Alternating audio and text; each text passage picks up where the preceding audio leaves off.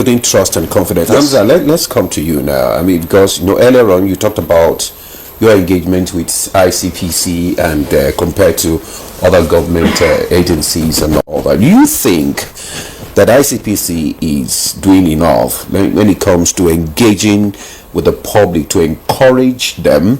I mean, the public reporting, the reporting of corruption and promote a culture of transparency and accountability. Do you think ICPC is doing enough? I think they're doing enough, and I think we're not commending them as much as we should.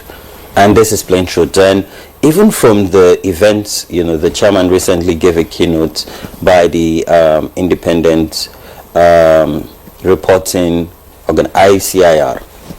It was evident that they were doing much more than what we even thought, and because of it's the law that established them, and a lot of time ICPC don't want to come public and tell, because of course when you're investigating you don't want to come public until you get a ruling.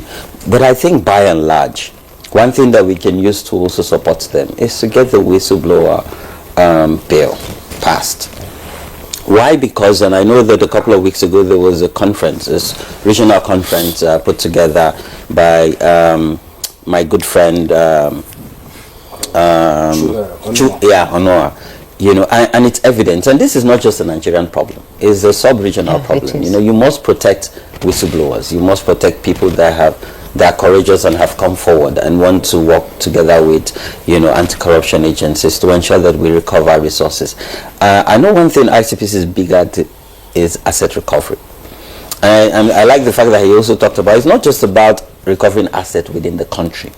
You see, it takes a lot. I remember in 2016, Nigeria signed the Open Government Partnership. I was in London with President Muhammadu Buhari, not on his delegation, of course, as civil society leader. We're in the same room in London, and I witnessed when he signed it. And I remember speaking to a couple of FBI officials, and there was this lady who was former FBI who said, she know where some of our assets are placed in the US and in the UK.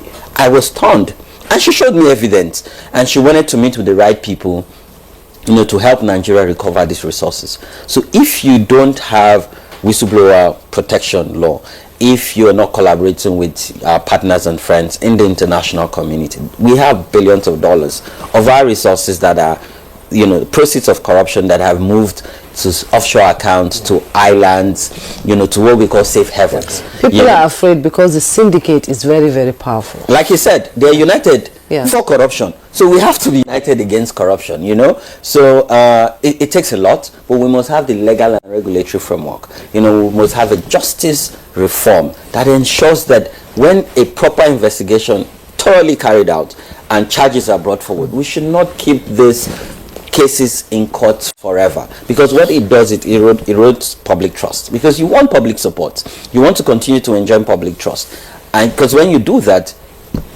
public will continue to give you information and intelligence that you need to tackle corruption within and even outside the country. Okay, thank you, Hamza.